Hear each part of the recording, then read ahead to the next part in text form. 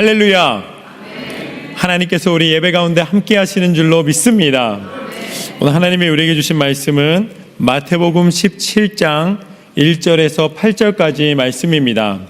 하나님의 영광이 임하는 예배라는 제목으로 함께 나누도록 하겠습니다. 이제 예수님께서 회개하라 천국이 가까웠느니라 말씀을 선포하시면서 시작하신 공생애의 마지막 부분, 이제 그 생애를 마무리하시는 지점에 다다르게 되셨습니다. 예수님은 죽음과 부활에 대해서 이미 알려주셨습니다. 그러면서 제자들과 함께 하나님의 행하실 일을 선포하십니다. 오늘 본문의 시작은 이렇습니다. 1절과 2절 말씀을 보면 엿새 후에 예수께서 베드로와 야고보와 그 형제 요한을 데리시고 따로 높은 산에 올라가셨더니 그들 앞에서 변형되사 그 얼굴이 해같이 빛나며 옷이 빛과 같이 희어졌더라. 아멘. 오늘 말씀에 보면은 엿새 후에 한 사건이 벌어졌다라고 나와 있습니다. 그런데 예수님이 예루살렘에 입성하셨고 이제 사역을 마무리하시면서 앞으로 내가 하나님의 부르심을 받게 될 것과 그럼에도 불구하고 다시 생명의 구주가 되심을 선포를 해주셨습니다.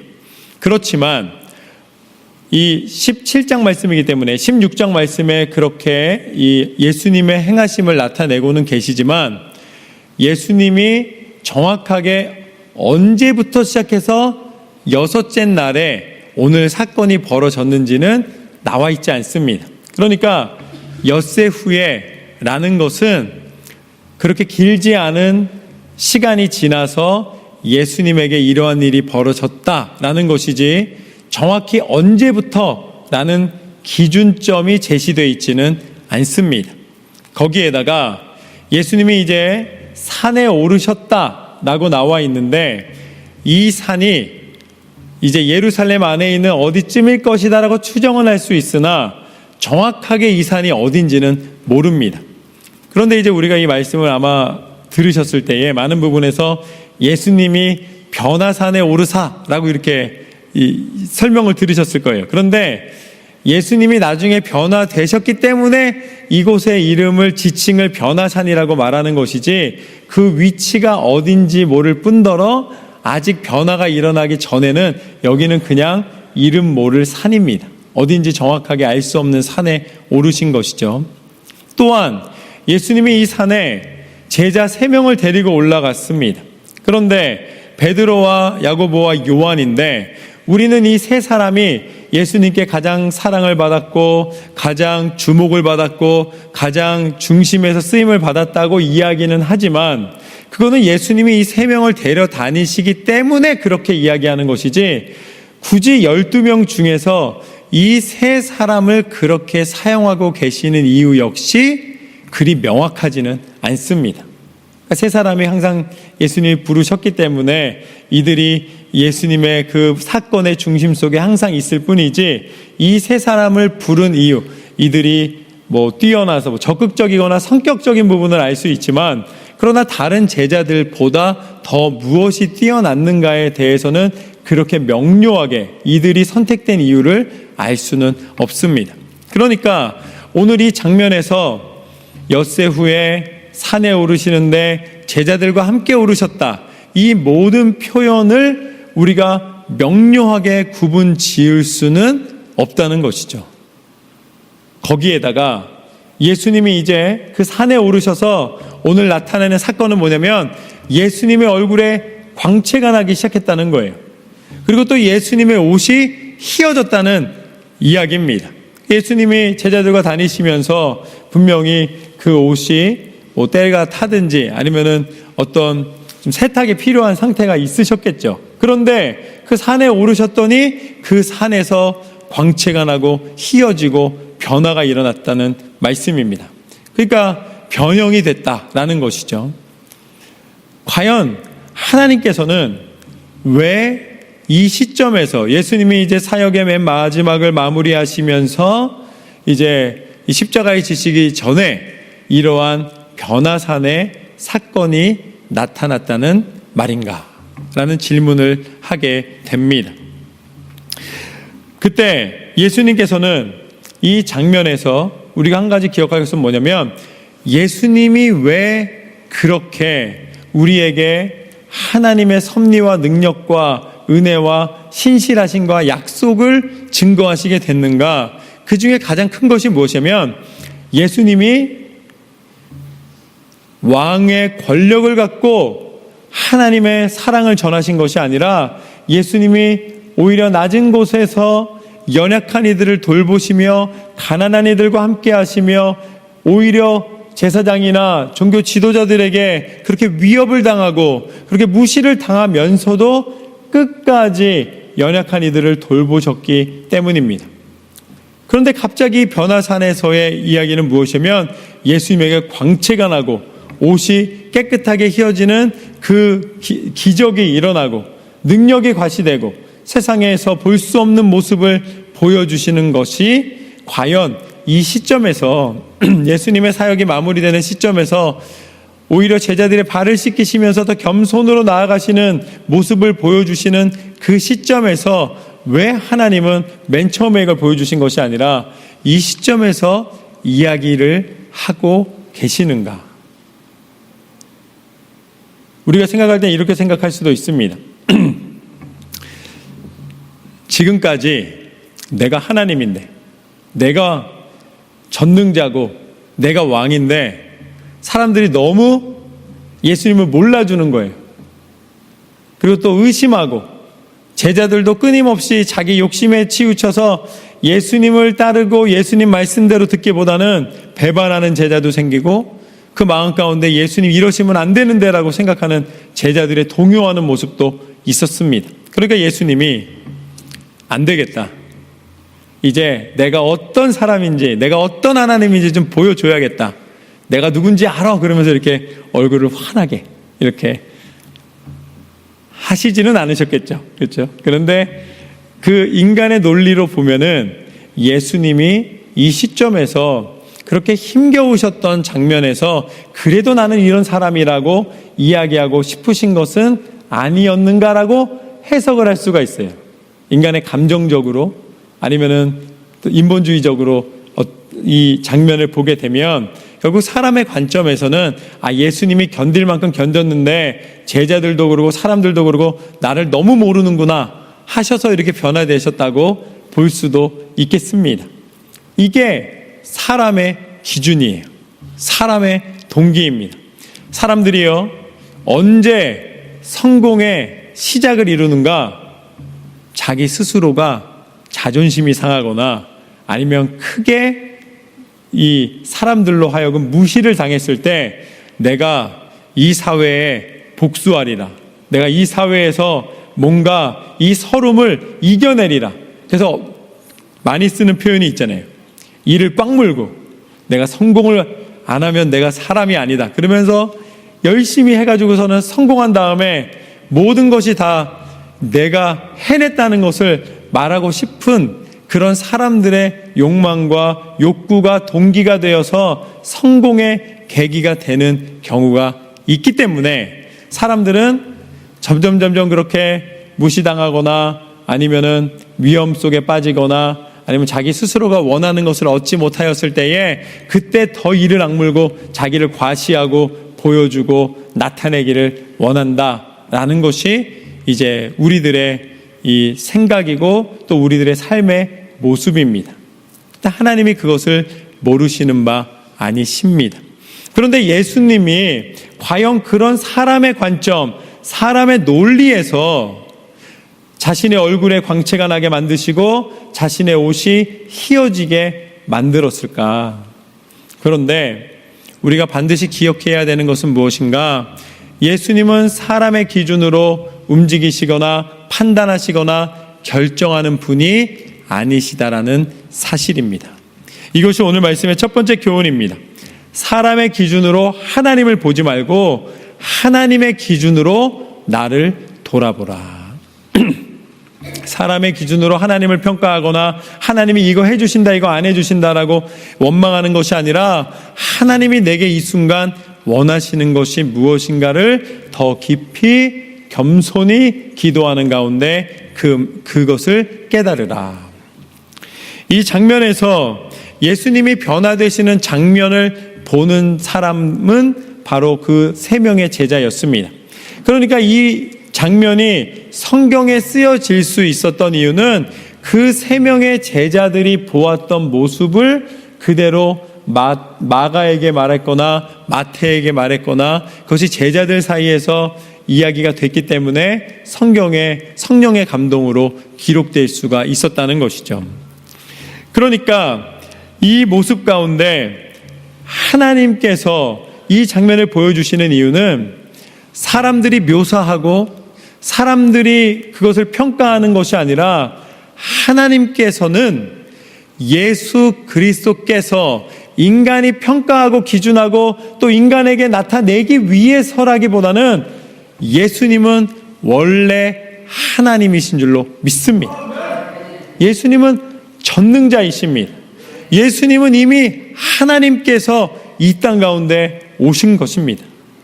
예수님이 태어나서 하나님이 되신 것이 아니라 지극히 높은 곳에 계신 하나님이 우리를 위하여 이 땅 가운데 오신 분이시기 때문에 그분의 광채와 그분의 옷의 희어짐은 하나님의 전능하심의 자연스러운 모습입니다. 갑자기 화나서 보여주시거나 갑자기 과시하기 위해서 보여주신 모습이 아니라는 것이죠. 신명기 29장 5절 말씀을 보면은 이렇게 나와 있습니다. 주께서 40년 동안 너희를 광야에서 인도하셨거니와 너희 몸의 옷이 낡아지지 아니하였고 너희 발의 신이 헤어지지 아니하였으며. 출애굽해서 광야를 지나 가나안 땅에 들어가고 있는 이스라엘 백성에게 40년이라는 세월은 그 광야에서의 세월은 적지 않은 세월이었습니다. 그런데 그 기간 동안에 이것을 어떤 분들은 하나님이 끝까지 공급해 주셨다고 해석을 하는 사람도 있고 문자 그대로 하나님께서 그 입은 옷과 신은 신을 이제 헤어지지 않도록 하나님이 보호해 주셨다는 뜻으로도 우리가 볼 수가 있겠습니다. 여러분 1년 동안 살아가시면서 신발을 몇 번 사십니까? 우리 아이들 보니까 험하게 신을 때는 1년에 2번은 사줘야지 신발이 멀쩡한 모양으로 신고 다닐 수가 있습니다. 저를 보시는 모습이 너무 알뜰하셔서 한 3, 4년씩 다 신으시는 것 같은데 저도 오래 신기는 하지만은 그래도 40년 동안 신을 헤어지지 않고 신는 것은 아무리 아껴도 불가능한 일이겠죠. 그러나 하나님께서 그곳에서 역사하셨을 때에 그게 공급을 통해서든지 아니면 그 신 자체를 보호해 주셨든지 하나님께서 말씀 가운데 헤어지거나 낡아지지 않게 새롭게 해주셨다. 날마다 보호해 주시고 새롭게 해주셨다는 말씀을 해 주십니다. 또한 출애굽기 34장 29절 말씀에 보면 모세가 하나님으로부터 그 만남 가운데 이 백성을 다스리고 이 백성이 하나님 뜻대로 순종하며 나아갈 수 있는 계명을 허락받습니다. 그래서 2개의 돌판에 십계명을 적어주셔서 모세에게 주십니다.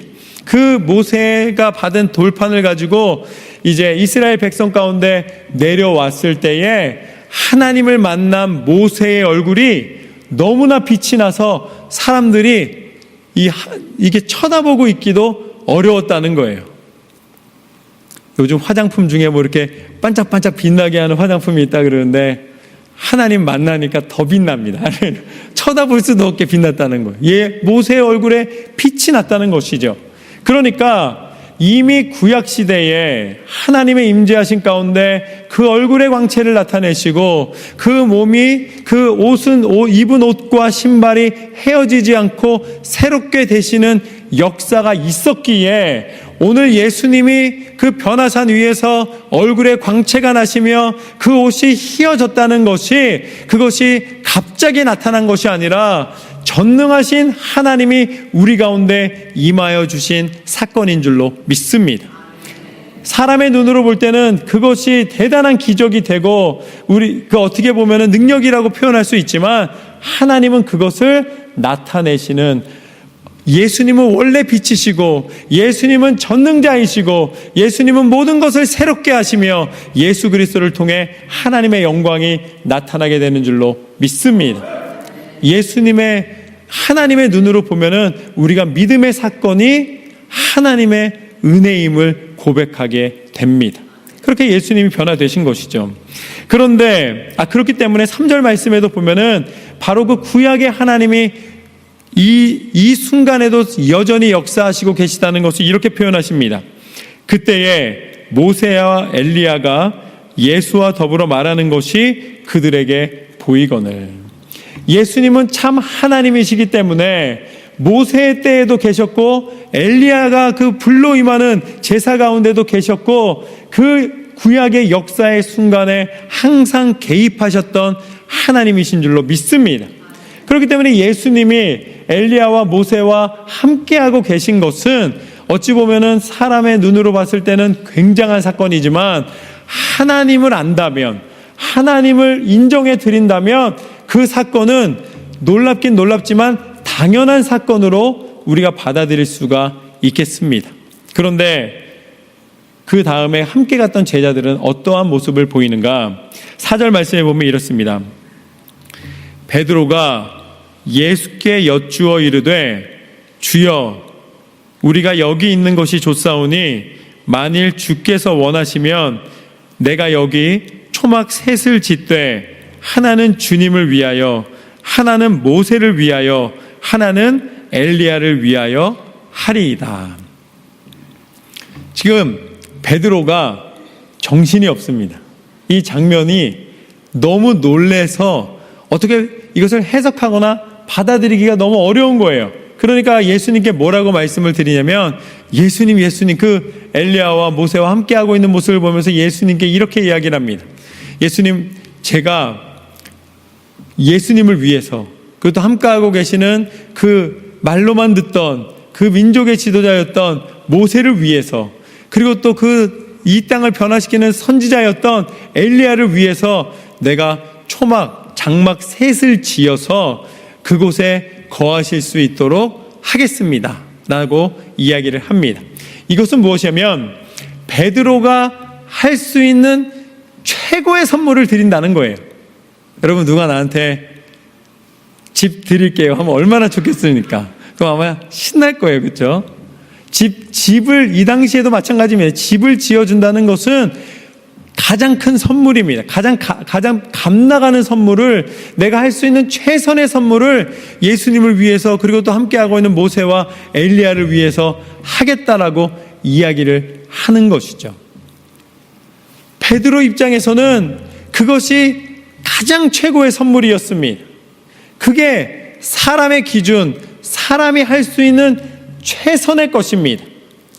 이 땅의 기준에서는 최고의 선물이 될 수 있다는 것이죠. 그러나 이 땅에서는 최고일지 모르나 하나님 앞에서는 하나님이 그것을 가져야 하시거나 욕심내실 이유가 하나도 없다라는 말씀입니다. 하나님의 기준에서는 그것은 아무것도 아니라는 것이죠. 하나님이 원하시는 것은 그것이 아니라는 말씀입니다. 베드로 입장에서는 최고의 이 선물을 드리고 자기가 선의를 베푼다고 여기고 있으나 이게 좋아하시겠지. 내가 이렇게만 말하면 이제 하나님이 기뻐하시겠지. 내가 성공적인 무엇인가로 하나님 앞에 드리면 되겠지. 내가 무언가 이룬 다음에 내가 뭔가를 좀 성취한 다음에 그것을 가지고 하나님을 높여드리면 그것이 하나님의 영광이 되고 하나님의 자랑이 되고 하나님의 기쁨이 되겠지라고 우리 스스로가 우리의 기준으로 하나님이 기뻐하실 것을 규정 짓지만 그러나 정작 하나님이 원하시는 것은 무엇인가? 내가 갖고 있는 기준에 의해서 하나님 앞에 평가받는 것이 아니라 하나님이 진정으로 우리 인생에게 원하시는 뜻은 무엇인가? 그것이 바로 오늘 말씀의 5절 말씀입니다. 5절 말씀을 보면 이렇게 나와 있습니다. 말할 때에 호련히 빛난 구름이 그들을 덮으며 구름 속에서 소리가 나서 이르시되 이는 내 사랑하는 아들이요 내 기뻐하는 자니 너희는 그의 말을 들으라 하시는지라. 아멘. 호련히 예상치 못하게 우리가 이 결정하거나 계획한 것이 아니라 하나님께서 구름으로 덮으시며 하나님의 그 사랑과 그 따뜻함과 우리를 품어주심으로 임하셔서 그곳에서 그 구름 가운데 하나님이 음성으로 들려주십니다. 이는 내 사랑하는 아들이요 내 기뻐하는 자니 너희는 그의 말을 들으라 하시는지라. 아멘. 이것이 오늘 말씀의 두 번째 교훈입니다. 예수님의 음성을 들으라. 예수님의 음성을 들으라. 하나님이 기뻐하시는 것은 무엇인가? 하나님이 기뻐하시는 것은 우리가 무언가를 일구어내서 하나님 앞에 대단한 무엇을 보여드리는 것보다 하나님이 근본적으로 더 기뻐하시고 하나님이 원하시는 것은 우리가 예수님의 음성을 듣는 것입니다. 내가 무언가를 가져오는 것이 아니라 내 안에 하나님의 것을 담는 것입니다. 하나님의 뜻이 무엇입니까? 하나님이 진정으로 기뻐하시는 것이 무엇입니까? 내가 이거 준비했으니까 하나님 이거 기뻐하시고 이거 사용하십시오가 아니라 하나님이 내게 뜻하시고 원하시는 것이 있다면 내 삶 전체를 하나님의 방법으로 하나님의 뜻대로 인도하여 주옵소서. 하나님은 그것을 우리 가운데 원하시고 기뻐하시는 하나님이십니다. 우리가 하나님의 음성을 들어야 할 줄로 믿습니다. 우리가 기도할 때 어떻게 기도합니까? 시작부터 끝까지 하나님 이거 부족하고 이거 원하고 이것도 해주셔야 되고 이것 좀 해주셔야 되고 이것도 잘 돼야 되고 이거 계속 말만 하다 끝나요. 이것은 대화가 아닙니다. 하나님이 원하시는 것이 무엇인지를 좀 듣는 시간을 가지시기를 주님의 이름으로 축원합니다. 해주세요 하기 전에 하나님 원하시는 것이 무엇입니까? 조금 잠잠히 기도할 때 하나님께서 들려주시는 음성을 듣고 그 다음에 그것을 위하여 하나님 앞에 쓰임받기를 또한 감사의 고백을 드리시기를 주님의 이름으로 축원합니다. 먼저는 하나님의 음성을 듣고 그 가운데 기도해야 됩니다. 그렇기 때문에 하나님의 음성을 듣는다는 것이 무엇입니까? 그것이 바로 하나님의 살아계신 말씀을 듣고 그 말씀을 읽고 그 말씀 가운데 하나님의 음성이 임하여졌을 때에 그 음성 가운데 우리의 행함과 우리의 판단과 우리의 삶의 모습이 나타나게 되시기를 주님의 이름으로 축원합니다. 어떤 문이든지 들어가려면 뭐가 필요하냐면 키가 있어야 됩니다. 그런데 우리는 원본 키가 있고 그 키를 복사해서 가지고 다닙니다. 그런데 그 복사한 키가 잘 안 맞거나 아니면 그 복사한 키가 문제가 생기면 우리는 다시 어떻게 해야지만 문이 열립니까? 원본 키를 가지고 와서 그 원본 키를 가지고 와서 열든지 아니면 그 원본 키를 다시 복사해야지만 그 다음에 그 열쇠가 문을 열 수가 있습니다. 하나님은 우리의 삶의 시작과 우리 인생의 본질과 우리를 사랑하시는 하나님의 그 은혜와 사랑과 능력과 그 충만한 것을 모두 다 알려주셨습니다. 우리 인생의 본질과 시작을 이미 알려주셨습니다. 그것이 바로 우리를 말씀으로 지으신 하나님의 성경입니다. 하나님의 말씀 없이 우리는 한순간도 살아갈 수 없음을 기억하시기를 주님의 이름으로 축원합니다. 우리가 그리스도인이라는 것은 예수님의 음성을 듣고 하나님 기뻐하시는 믿음의 삶을 살아간다는 것은 하나님의 말씀을 의지할 때 가능하게 됩니다. 하나님의 말씀의 중심에 서서 하나님 뜻하시는 대로 그리스도 예수 그리스도의 음성을 듣고 승리하시는 삶이 되시기를 주님의 이름으로 축원합니다. 그렇게 우리가 하나님 앞에 그 음성 듣고 살아갈 때에 내가 사람의 뜻을 쫓아 살아갈 것인가 하나님의 음성을 듣고 살아갈 것인가 그 갈림길에서 우리의 선택을 하나님이 보신다는 사실을 알게 됩니다. 그런데 참 구별하기가 어렵습니다. 사람들도 언제 우리에게 요청을 하는가 뭔가 도움이 필요하거나 아니면은 세상이 말하는 선한 일에 우리에게 도움을 요청할 때가 많이 있습니다. 그렇지만 우리가 끊임없이 내 시간과 내 모든 삶에 하나님이 주시는 은사를 사용할 때에 하나님이 정말 원하시는가를 분별하여 나아가야 됩니다. 그러니까 그 중간에서 우리가 어떻게 해야 될지, 때로는 나는 하나님께 영광 돌려드린다고 행했는데 오늘 베드로가 초막을 짓겠다는 것처럼 이제 내 최선의 것을 드렸는데 그것이 하나님이 기뻐하시는 것이 아니라면 우리가 얼마나 실망이 되고 힘들겠습니까? 그러니까 그 갈림길에 놓였을 때에 우리는 그것이 시험이 되고 도대체 어떻게 살아가야 하는가라는 그 결정을 만들기가 어려운 상황 속에 놓일 때가 참 많이 있습니다. 그럼 하나님은 우리를 시험하지 않으시겠다고 해놓으셨고, 또 주기도문에 보면은 나를 시험에 들게 하지 마시라고 이야기까지 하셨음에도 불구하고 왜 끊임없이 우리는 시험에 맞닿게 되는가? 내 인생의 문제에 맞닿게 되고 내 인생의 고난에 맞닿게 되고 내 스스로 해결할 수 없는 문제들이 너무나 많이 발생하게 된다라는 이야기인 것이죠. 그런데 야고보서 1장 13절 말씀을 보면 이렇게 나와 있습니다. 사람이 시험을 받을 때에 내가 하나님께 시험을 받는다 하지 말지니 하나님은 악에게 시험을 받지도 아니하시고 친히 아무도 시험하지 아니하시느니라. 시험하시는데 라고 얘기할까요? 시험하시는데 아무도 시험 안 하신다 그러고 시험 주지도 않으신다고 하시니까 참 말씀을 읽을 때 이게 고민이 될 때가 있는 것이죠. 정답을 알고 싶으시죠? 하나님이, 우리 인생에 시험이 있습니다. 인생의 시험이 다가옵니다. 자녀들이 내가 생각한 것과 다른 결정을 내리거나 아니면은 내 인생에 벌어지지 않았으면 하는 그런 일들이 갑자기 다가올 때가 있어요. 다 건강을 지키기 위해서 운동을 했는데도 불구하고 내 몸에 연약함이 찾아올 때가 있습니다. 그러니까 그 시험에 다 노출이 되는, 계속해서 시험이 다가오는 거예요. 그러면 성경에서는 하나님은 시험을 주지 않는다고 하셨으니까 내가 시험에 딱 맞닿게 되면 뭐라고 생각합니까? 하나님이 나 싫어하시나 보다. 아니면은 내가 뭐 잘못했나 보다.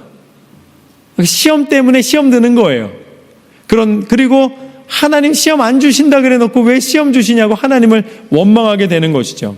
그런데 하나님이 시험을 안 주신다는 표현의 그 의미를 아는 것이 중요합니다. 하나님이 우리를 시험하지도 않으시고 시험을 주지도 않으신다는 표현은 무슨 소리냐면 하나님은 우리로 그 시험을 넉넉히 이기게 하시는 하나님이신 줄로 믿습니다. 하나님이 시험을 하지 않으신다는 것은 하나님이 그 시험이 시험되지 않게 만들어 주신다는 거예요. 그래서 대학생이 돼서 특별히 그냥 수학이라는 거를 제가 예를 들겠습니다. 내가 대학교에 수학과에 들어갔어요. 그렇게 수학과에 들어가서 수학을 다 풀 줄 알게 되면은 만약에 초등학교 아이들이 풀고 있는 수학 문제를 보면 어떻습니까? 그건 그 대학생의 시험이 아닌 거죠. 만약에 초등학교 문제를 시험이라고 주면은 그거는 시험이 아닌 거죠. 이걸 왜 나한테 시험을 주냐고 아마 이야기할 거예요. 우리가 시험에 드는 것은 우리 인생의 육체의 레벨, 그러니까 우리가 육신을 입고 사는 이 삶의 모습에서의 현상들과 상황들과 조건들을 바라보면 시험이 되는 거예요. 그건 시험이 될 수밖에 없습니다. 그런데 우리가 육체의 영역이 아니라 우리가 영적인 수준, 영적인 것에 이르러서 육체인 것을 보고 영적인 관점에서 세상을 보면은 그 다음번부터는 세상에 벌어지는 어떠한 것도 시험이 되지가 않습니다. 그게 시험을 주지 않으신다는 표현이에요. 우리가 영적으로 깨어 하나님을 만나고 하나님의 뜻을 분별하고 하나님이 원하시는 삶의 모습을 가지게 되면, 예를 들어서 나에게 뜻하지 않은 질병이 찾아왔습니다. 육체의 관점에서 보면은 이것은 시험이 맞아요. 견딜 수 없는 상황입니다. 때로는 그것이 통증이 일어나고 아픔이 일어나면 그것은 너무나 고통스럽고 이제 상처가 되고 견딜 수 없는 상황이 맞습니다. 그런데 우리가 영적으로 보았을 때에 그럼에도 불구하고 내 육체는 사단이 공격할 수도 있고 시험에 들 수도 있고 연약함에 빠질 수도 있고 괴로움 속에 들어갈 수 있음에도 불구하고 하나님이 우리를 구원하여 주시겠다는 구원의 약속이 변하지 않는다는 것을 깨닫게 되면 내 영은 영원한 생명에서 전혀 손상을 입지 않고 하나님이 주시는 은혜 안에 있음을 깨닫게 되면 그 다음번부터는 지금 현재의 상황이 내게 시험을 주지 못한다는 것입니다. 그러니까 사람들이 볼 때에는 때로는 하는 일이 잘 안 돼요. 문제가 생겼습니다. 질병이 일어났습니다. 그런데도 불구하고 감사하며 찬송하며 하나님 앞에 기도하는 사람을 우리는 놀랍게 여기는 거예요. 변화산에 예수님을 보는 것처럼 놀랍게 여기는 거예요. 그러나 하나님의 눈으로 그것을 보면 어떻게 되는 겁니까? 전혀 놀랄 일이 아니라는 말씀입니다. 저는 여러분의 인생 가운데 다가오는 어떠한 고난과 어떠한 어려움도 하나님을 의지할 때에 그것으로 인하여서 우리의 영혼의 구원, 하나님의 사랑을 손상시킬 수 없다는 사실을 깨달으시기를 주님의 이름으로 축원합니다. 그러니까 하나님의 눈으로 보면 하나님의 음성을 듣고 예수 그리스도의 음성을 듣게 되면은 그때부터는 우리가 시험을 넉넉히 이길 수 있게 되는 줄로 믿습니다. 진짜 시험은 우리가 지옥 가는 거예요. 진짜 시험은 세상의 쾌락의 유혹에 넘어지는 것입니다. 세상이 내게 혜택을 주는 것에 내 스스로가 만족하고 그것에 안주하기 시작하는 것, 그것이 시험이라는 것을 깨닫게 되면 하나님은 그 시험을 주지 않으십니다. 악의 시험을 주지 않으십니다. 하나님은 우리를 그 시험을 넉넉히 이길 수 있는 영적인 권세로 성령 충만함으로 우리 가운데 임하여 주시는 줄로 믿습니다. 그래서 성령 충만한 사람은 얼굴에 빛이 나고 그 사람을 통해 하나님의 영광과 하나님의 은혜가 나타나게 됩니다. 여러분의 삶이 실망하지 않은 삶이 되시기를 주님의 이름으로 축원합니다. 어떠한 일도 든든히 이기게 하시는 하나님을 의지하시기를 주님의 이름으로 축원합니다.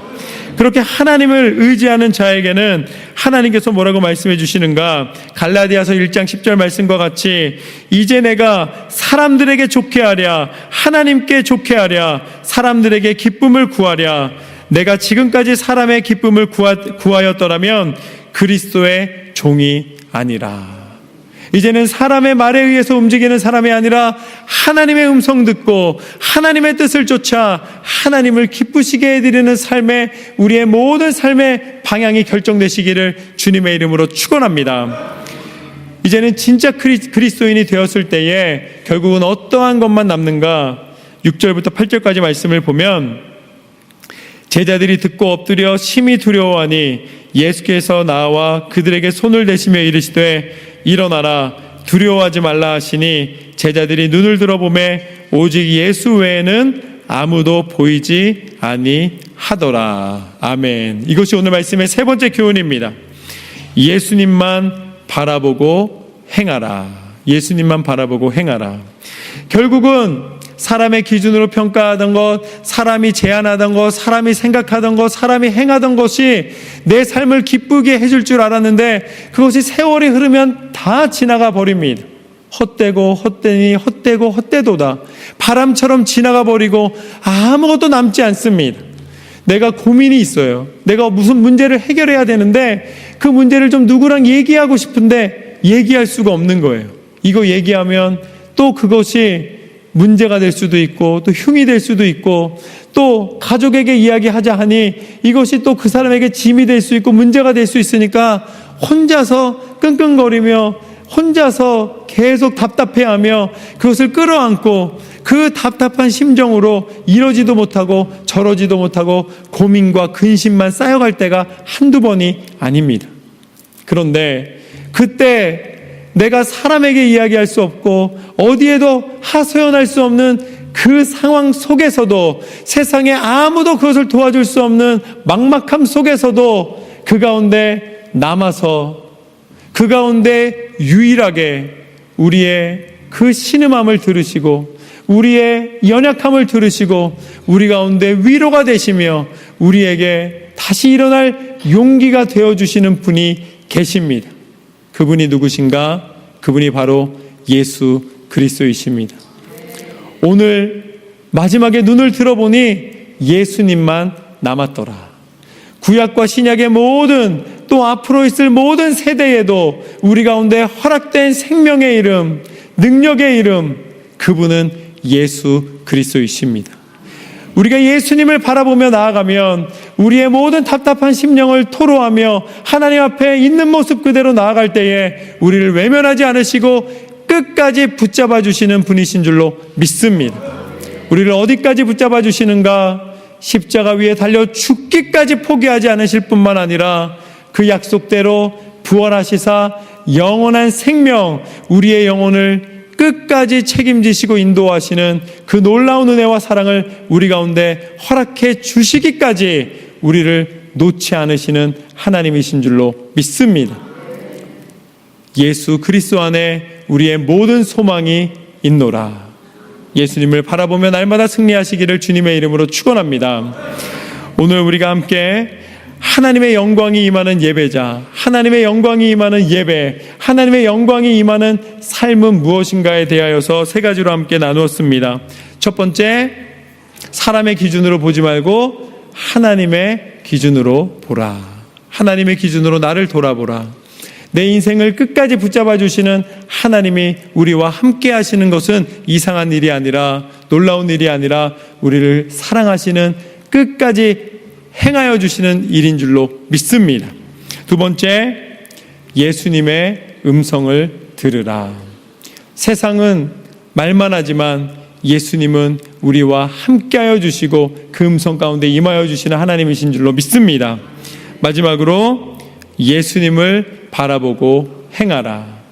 우리 가운데 남아 역사하시는 하나님, 우리를 끝까지 책임지시는 하나님을 바라보며 날마다 승리의 선포를 하시며 나아가시기를 주님의 이름으로 축원합니다. 기도하겠습니다.